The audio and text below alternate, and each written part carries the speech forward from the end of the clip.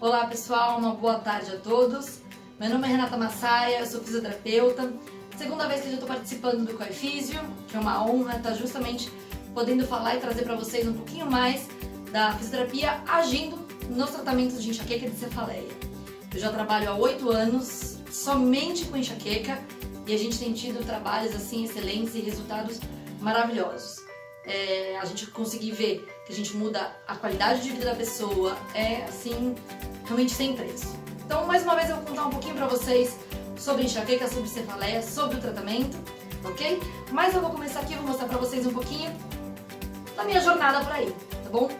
Eu tive interesse na questão da enxaqueca desde o início da faculdade, porque meu pai em casa sofria de enxaqueca e eu queria resolver. Então fui aprendendo e aprimorando técnicas de liberação miofascial, de pompagens, tudo para estar influenciando nesse relaxamento e promovendo o alívio da dor de cabeça. Tá? Sou graduada pela Unicid e pós-graduada pela Unicid também. E eu fiz um curso de cefaleias com um espanhol chamado Pablo Salazar. E foi ele que realmente mudou assim, a minha vida na enxaqueca. Porque com as manobras que ele acabou ensinando, que eu consegui introduzir e aprimorar o nosso método. E eu criei o método Enxaqueca Zero desde 2011, tá? E ele tem vindo aí Brasil afora, tratando e ajudando muitas e muitas pessoas. Só para vocês terem uma ideia, 84% dos meus pacientes relataram que a dor que durava antes uma semana passou a durar apenas 30 minutos. Além disso, 72% dos pacientes ficam mais de 6 meses sem crise. Hoje eu já tenho pacientes com mais de ano, tá? Sem crise. E o meu recorde, eu falo que é a nossa top da clínica, 4 anos sem crise de dor de cabeça nenhuma. 81% dos meus pacientes relataram também a diminuição do nível da dor já na primeira sessão. Então aquele paciente que está com uma crise aguda, que não consegue sair da cama, tente sair da cama para poder fazer a fisioterapia.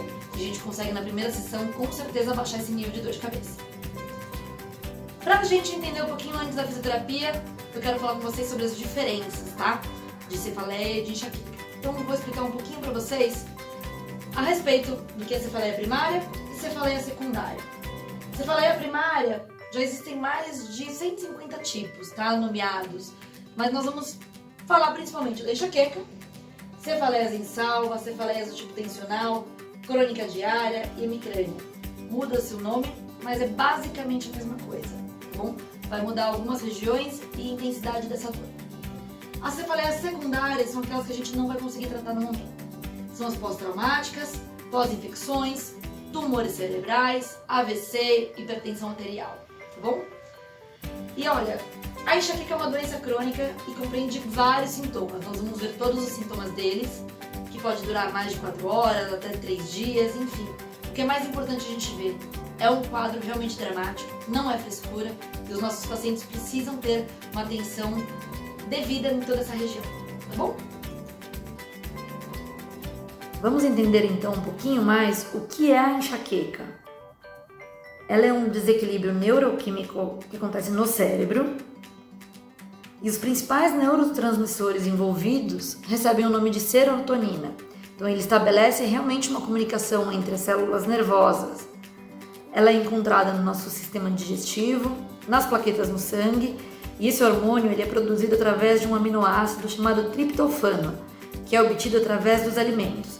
Por isso que é muito importante a gente entender todos os gatilhos de enxaqueca, porque vai agir diretamente nos neurotransmissores lá no nosso cérebro. Então, o que a serotonina pode fazer? Ela regula o humor, o sono, o apetite, nosso ritmo cardíaco, temperatura corporal, sensibilidade e as funções intelectuais. E o defeito desses neurotransmissores, o que acontece com a gente? Mau humor, dificuldade para dormir, ansiedade e até mesmo a depressão. Por isso que muitos casos de enxaqueca estão associados com a questão do sono, com a questão de ansiedade e também de depressão. O que nós temos que fazer então no nosso organismo? Aumentar a serotonina. E a gente consegue como? Consumindo alimentos ricos em triptofano, praticar exercícios físicos com regularidade e também, em casos mais severos, a questão da medicação.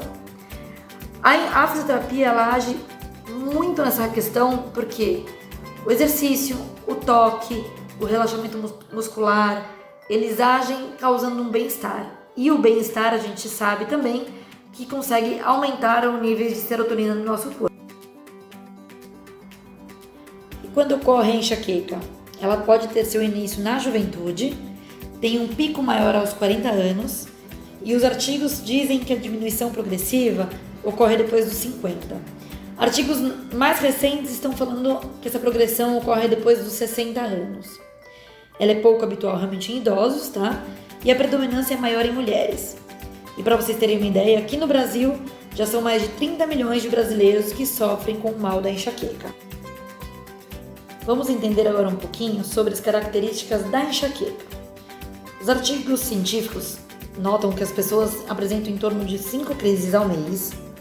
Essa duração varia de 4 a 72 horas e a dor pode ser pulsátil, de moderada a forte, normalmente ela é unilateral e ela piora com o esforço físico. Podem ocorrer também a fono e a fotofobia, e causando náusea ou vômitos. E a enxaqueca ela possui 3 fases, sendo a primeira fase o pródromo. Ela antecede as crises, então normalmente uns 2-3 dias antes as pessoas podem ter uma sensação de fadiga, dificuldade de concentração, sonolência, o bocejo, alterações de humor, apetência ou até mesmo retenção hídrica. Nós temos as auras. Normalmente cerca de 20% apenas dos pacientes possuem as auras. Auras são aqueles sintomas neurológicos focais. Normalmente tem uma duração de 20 minutos e podem ocorrer também alteração de linguagem, articulação verbal e raramente motores. Eu já tive casos de pacientes que possuíam inclusive formigamento de braços, de dedos e confundiam muito essa sensação com AVC. A cefaleia em si é a fase álgica, tá, da enxaqueca. Ela é tipicamente unilateral, como nós falamos acima, temporo-orbitária ou hemicrânea, vindo realmente de um lado do crânio, tá? Ela é intensa e pulsátil e realmente as pessoas ficam intolerantes a estímulos sensoriais, seja de cheiro, luz, barulho. E depois nós temos a resolução, que é o pósdromo. Ela já está sem dor, então nós não temos a parte álgica da enxaqueca, mas podem manter as queixas cognitivas, tá? Intolerância aos estímulos podem continuar também. E só para vocês terem uma ideia, é uma das doenças neurológicas mais frequentes no mundo inteiro. Quero mostrar para vocês esses outros sintomas da enxaqueca. O que é muito interessante aqui, alguns a gente já comentou, que pode estar ocorrendo junto com as dores de cabeça, mas eu já tive também muitos pacientes que apresentam esses sintomas de enxaqueca sem a dor de cabeça.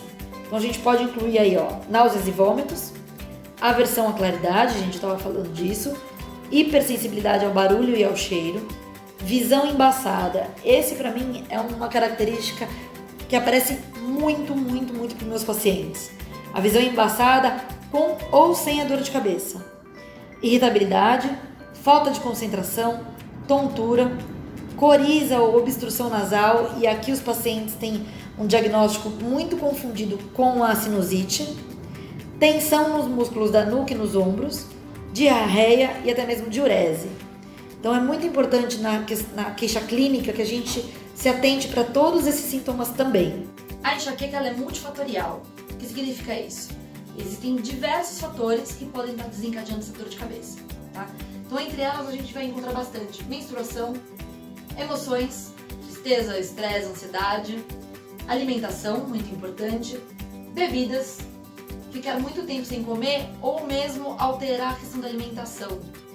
Odores, né? Então cheiro, luz intermitente, ar-condicionado, ambientes aglomerados, dormir pouco ou dormir durante o dia, alterar essa frequência de sono também pode influenciar, acordar mais tarde, né, do que de costume, então você está alterando essa rotina do sono, e tudo que pode ser saída da nossa rotina geral. Por quê? Porque isso causa um estresse, causa uma ansiedade, e as pessoas que têm tendência a ter a enxaqueca pode estar desencadeando uma crise. Tá?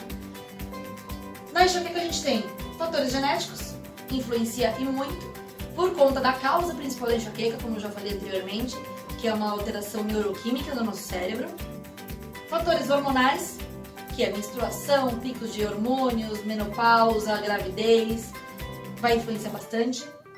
Fatores dietéticos, aí a gente vai entrar na alimentação, na bebida, e fatores ambientais. Então, tudo que está ao nosso redor pode estar prejudicando ou causando a enxaqueca. Falar um pouquinho da cefaleia tensional para vocês agora.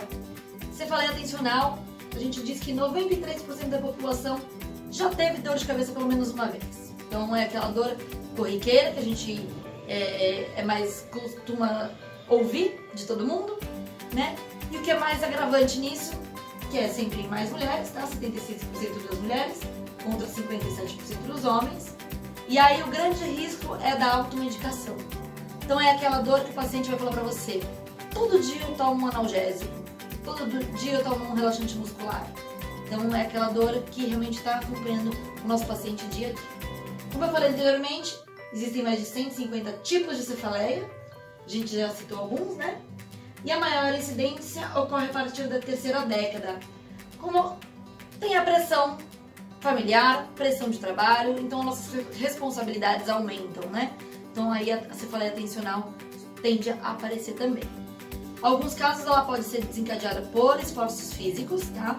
Ou situações que exigem contração muscular por muito tempo. E aí má postura, tanto ao dormir quanto trabalhando, dirigindo.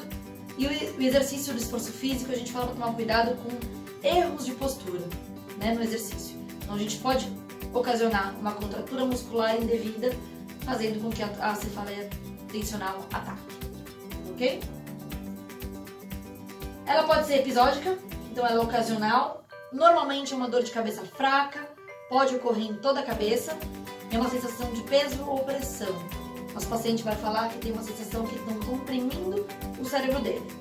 Tá? Ela não dura muitos dias, mas ela pode ocorrer em até 14 dias ao mês. Então, espaçadas, tá? Ela não vai durar por muito tempo, mas ela ocorre quase todos os dias. E a crônica, ela é normalmente de fraca a média, e ela sim ocorre mais de 15 dias no mês. Então o que a gente tem muito é a confusão de uma enxaqueca para uma cefaleia tensional crônica. Enxaqueca, lembrando, ela pode durar de 3 horas até 4 dias. E a enxaqueca crônica, você tem ela por mais períodos, tá? Por mais dias durante um mesmo mês. Vamos falar um pouquinho para vocês do quadro clínico da cefaleia tensional. E aí nessa imagem eu consigo mostrar para vocês as áreas mais comuns de dor. Então o paciente apresenta uma rigidez muscular em região posterior do pescoço muito grande. A sensação de cansaço também acontece. Náusea e vertigem, ela podem aparecer, porém em menos grau do que a questão da enxaqueca.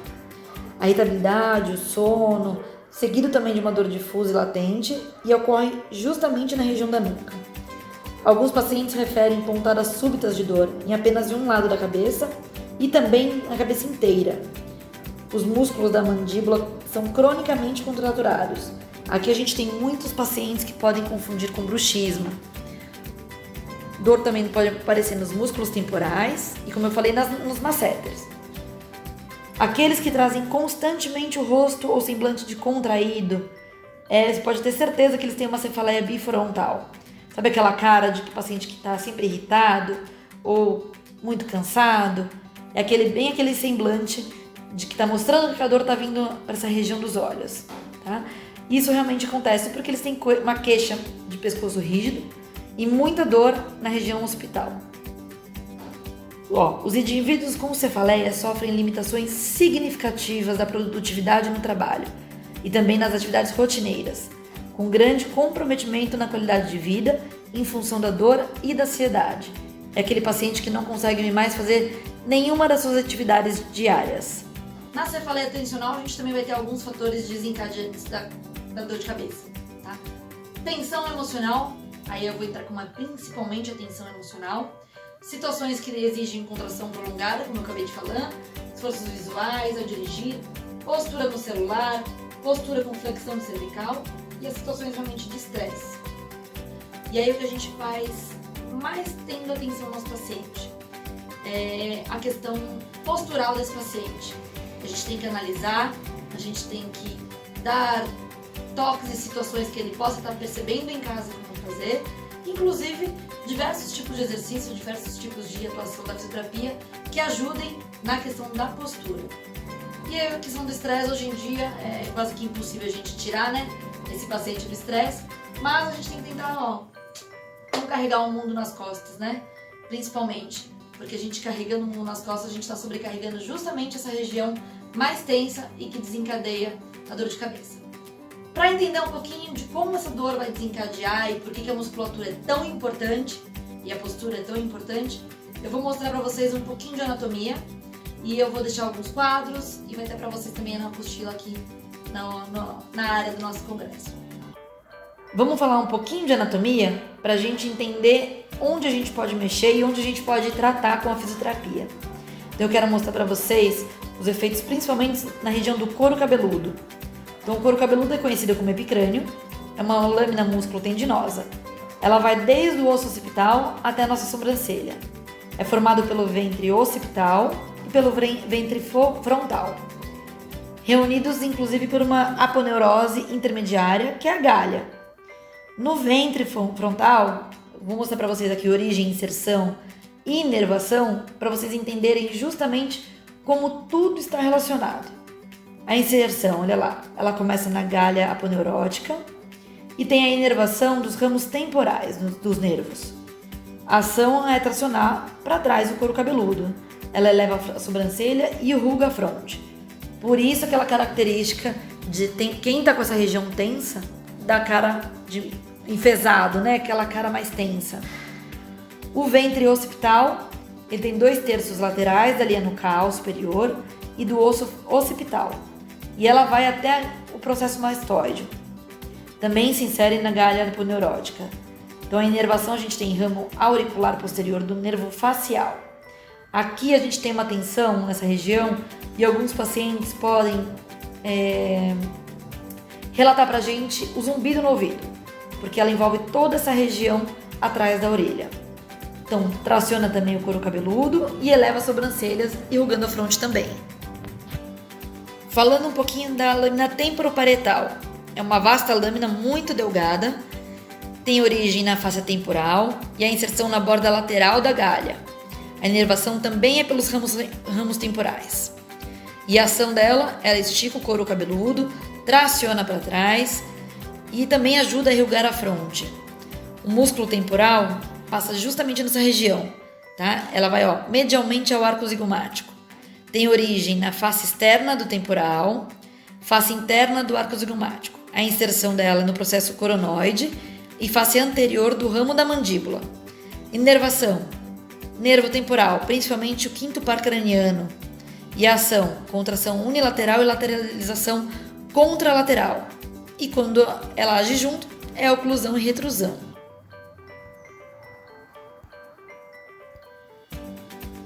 Falar um pouquinho do esternocleidomastóide, que tem uma influência muito grande para quem tem enxaqueca e cefaleia. Por quê? Reparem na inserção dele. Processo mastóide e linha nucal superior. Processo também, a inserção inferior é na face anterior do manúbrio do externo. Então, ela tem uma região todinha de tensão e as inervações dele. 11º par craniano e 2º e 3º nervos cervicais. Ela ajuda totalmente a gente a virar a cabeça, né, ação respiratória, e com isso a gente tem uma tensão muito grande desse músculo, comprimindo principalmente os nervos que fazem parte dessa região. Para a anatomia posterior, a gente vai ver um pouquinho dos músculos, principalmente. Vou mostrar aqui para vocês. Semiespinhoso da cabeça, músculo esplênio da cabeça, levantador da escápula, trapézio e romboides, tá? Porque essas regiões são áreas que podem acumular muito ponto gatilho e músculo também que se insere na área nucal. Trapézio, olha lá a inserção, linha nucal superior, ligamento nucal. A inervação também é 11º par craniano e plexo cervical de C3 e C4.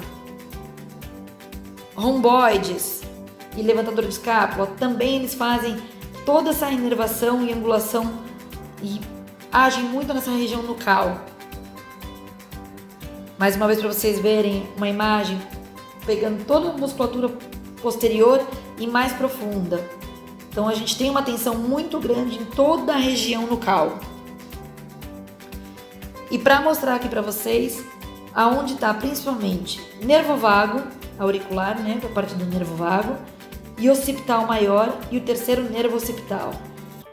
Eles passam justamente nas inserções de todos aqueles músculos que a gente vai estar trabalhando na região da linha nucal.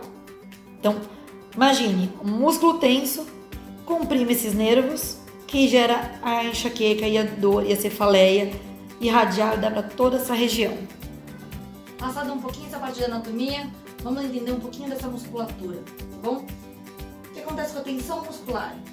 Essa região é todinha conhecida pelos músculos da região cervical, que tem a função de sustentar a cabeça, movimentação de ombros e de braços, auxilia na respiração. Então a gente associar essas funções dessa musculatura com o estresse do dia a dia, com a má postura e a tensão muscular, acaba ocorrendo uma sobrecarga e uma fadiga excessiva dessa região. Com isso, medo, tensão, estresse, pode aumentar a contração involuntária, formando os nódulos de tensão. Chamam aqueles pontinhos gatilhos, né? Aqueles pontos bem doloridos. E o ciclo dessa contração que acontece gera mais dor. Então a gente tendo uma contração muscular muito prolongada, formação desses nódulos, a gente acaba aumentando o nosso nível de dor, né? Na tentativa de diminuir a dor, o que faz? Nosso corpo, algumas alterações posturais, alguns vícios posturais. E isso acaba cada vez mais aumentando essa tensão e aí, consequentemente, aumentando a dor. Então, o ciclo vicioso da dor, né? É a dor, leva a tensão leva mais dor. Pontos gatilhos, vamos falar um pouquinho deles, que são essenciais no nosso tratamento do paciente com enxaqueca ou com cefaleia. Tá? Então, os pontos gatilhos, que eles são, né? Eles são os...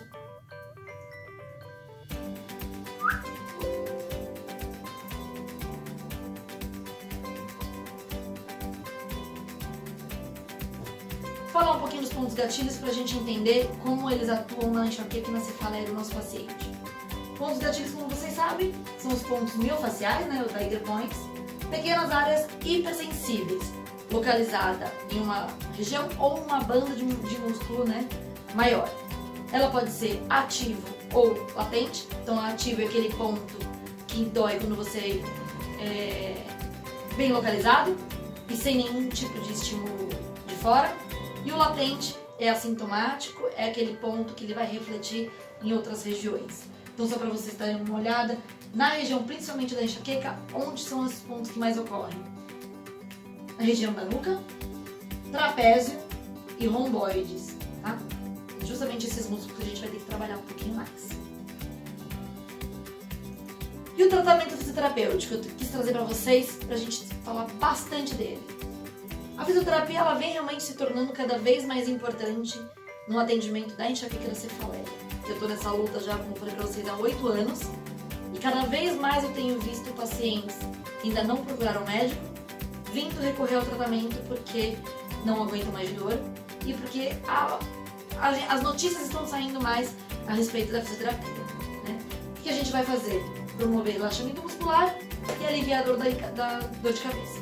Só para vocês terem uma ideia, os primeiros artigos que se falavam de fisioterapia para enxaqueca foi em 1986. Então não é tão recente assim. O que aconteceu? Só foi piorando ao longo dos anos. Em 2001, por exemplo, também ele citou que massagem de couro cabeludo, alongamento de trapézio superior, musculatura posterolateral e a inibição desses pontos de tensão também ajudavam no processo de tratamento da enxaqueca e da cefaleia. Então, o que a gente tem que fazer com o nosso paciente?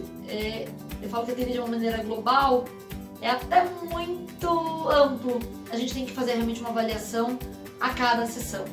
Então, o paciente vem para mim, é uma avaliação a cada sessão. A gente tem que notar quais são esses pontos de tensão a cada sessão e justamente trabalhar em cada deles, tá? Analisar hábitos diários de vida, analisar postura, tudo que pode estar influenciando para esse paciente que está tendo dor. Quero falar agora com vocês a respeito da liberação miofacial, que é basicamente tudo que envolve o nosso tratamento com o nosso paciente de enxaqueca e cefaleia tensional. Então, trabalha com a mão, né? A gente tem um grande valor do toque, da sensibilidade, e é mérito realmente do fisioterapeuta que vai atender com suas mãos, né? Então, liberação miofascial. A gente sabe que o componente miofascial é o músculo mais a fáscia, formando o tecido conectivo. As fáscias musculares, elas envolvem os tecidos musculares, protegendo de atrito e evitando que essa camada fique muito presa. Tá? De acordo com o Murad, por exemplo, em 2005, as técnicas de liberação miofasciais são responsáveis para o correto alinhamento corporal. Então, elas são capazes realmente de reduzir a constrição entre uma camada e outra, diminui comprometimento musculares e evita as dores. Só para você ver, se vocês verem a imagem, né, do que seria a fáscia. Às vezes o paciente não entende o que é, eu gosto de mostrar essa foto, porque é justamente esse tecido branquinho, né, em volta dos músculos, tá? A liberação miofascial, ela é realizada com suaves pressões, movimento de tração aplicado nas restrições faciais, por um tempo adequado, tempo correto, para promover justamente esse relaxamento. Provoca uma resposta vasomotora no local, então ela aumenta o fluxo sanguíneo, aumenta a permeabilidade das células, consequentemente, melhora nutrientes e oxigênio. Melhora também a drenagem linfática e os produtos metabólicos. Uma dor, a gente sabe que causa toxina no nosso músculo. Um excesso de exercício, a gente sabe que acumula toxinas no nosso músculo. Então, ela ajuda, a fáscia estando liberada, ela ajuda justamente ao processo linfático de eliminação dessas toxinas. Ela realinha os planos faciais e também restabelece o mecanismo sensorial de propriocepção. Então, o nosso cérebro entende de uma maneira correta qual é a função, qual é a permeabilidade e qual é o deslizamento que nosso músculo, que nossa face deve apresentar. As mobilizações manuais da face, ela quebra o espaço muscular, aumenta a circulação local, como a gente estava falando, consequentemente ela diminui a dor do nosso paciente. E aí, mostrando para vocês um artigo, principalmente que estava falando sobre as técnicas miofaciais no rosto e cabeça. E alguns pontos que ele pontuou, eu achei essa foto justamente para colocar para vocês, tá bom? Então, olha, para a Murad em 2005, né? Ela é baseada em um movimento inerente de tecido, ao qual se manifesta em várias proporções e amplitudes. Então, a gente tem que atender globalmente nessas regiões para ter uma liberação de face global. Cada sessão de tratamento de liberação de miofascial é realizada diretamente na pele. Nós não utilizamos óleo nem creme. Muitos pacientes perguntam, tá? E confundem a liberação com massagem. Nada contra a massagem, são técnicas diferentes. Então, na liberação miofascial, a gente não utiliza nem óleo nem creme. Então, ele permite que o terapeuta, né, detecte com precisão aonde tem a restrição. A gente consegue sentir no nosso manuseio aonde está mais presa essa tensão da fáscia e também do músculo. Para vocês verem aqui, então, como eu falei, ó, exemplos de liberação miofasciais frequentes para cefaleia tensional. Nós vamos achar na região da testa, né, músculo frontal, na região do músculo corrugador do supercílio, então na região próxima aos olhos. Essa região também é muito importante por conta de inervação. A gente mostrou na questão dos nervos, né? Então, existem diversos nervos nessa região. Ocorre também na região do músculo frontal deslizamentos de cima para baixo para permitir justamente o deslizamento, como eu falei para vocês também na parte de anatomia. Liberação do músculo masseter. Muitos pacientes acabam falando pra gente de muita tensão, bruxismo, desvios de OTM. Então, não substitui o tratamento de OTM, ok, pessoal? Só que a gente consegue aliviar e muito essa tensão muscular. Então, trabalha-se muito na região de masseter também. E aí, fazendo uma pesquisa bibliográfica, eu deixo para vocês também esse link aqui gravadinho. Vou agora gravar a foto dele para vocês, que são alguns artigos científicos na minha busca aí pelos tratamentos que falam sobre as técnicas de fisioterapia para a liberação miofascial. Vamos lá, ó. Conclui-se então que as técnicas empregadas promoveram a diminuição de dor em todos os seus aspectos, como na intensidade, na duração e na frequência, ocorrendo assim uma melhora significativa na qualidade de vida da portadora de cefaleia tensional, o que corrobora muito com os meus dados lá na frente que eu mostrei para vocês, diminuíram frequência, diminuiu a intensidade e também diminuiu a duração da dor. A terapia manual proposta proporcionou melhoria, né? Pois diminuiu a intensidade e frequência da dor. Mais um falando justamente nisso. Reduzindo crises, revelando-se útil como tratamento coadjuvante dessa disfunção. A avaliação dos dados, que as técnicas de alongamento e pompagens foram eficazes no tratamento da cefaleia anticontencional. Enfim, esse é só um pouquinho de um apanhado de revisão bibliográfica. Tenho para passar para vocês todos esses autores, se vocês quiserem, só entrar em contato comigo, que eu passo direitinho. E existem milhares por aí também, ok? E algumas notícias muito importantes que saem aí eu vou dizer não só em artigo científico, como na matéria do dia a dia, matérias que a gente vê em jornais, tá? A enxaqueca ela é incluída pela Organização Mundial de Saúde no rol com as doenças mais incapacitantes do mundo, tá? Eu não digo só do Brasil não, do mundo. No Brasil, como já falei anteriormente, são mais de 30 milhões de pacientes que sofrem com enxaqueca. A enxaqueca afeta 15% da população brasileira, como eu falei, e a maioria na faixa de 25 a 45 anos. Hoje em dia, por conta do estresse, as pessoas não param de trabalhar, lógico.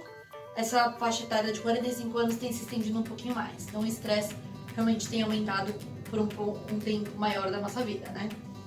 Entre as mulheres acontece mais, chega até 25% a mais do que nos homens. E aí eu falo para os pacientes, podem perguntar para as pessoas que vocês conhecem. A cada 10 pessoas que você vai perguntar, 6 sofrem com dor de cabeça. Então por isso que a fisioterapia tem um papel muito importante e cada vez mais que a gente conseguir divulgar, oferecer esse tratamento, a gente pode ajudar mais e mais pessoas.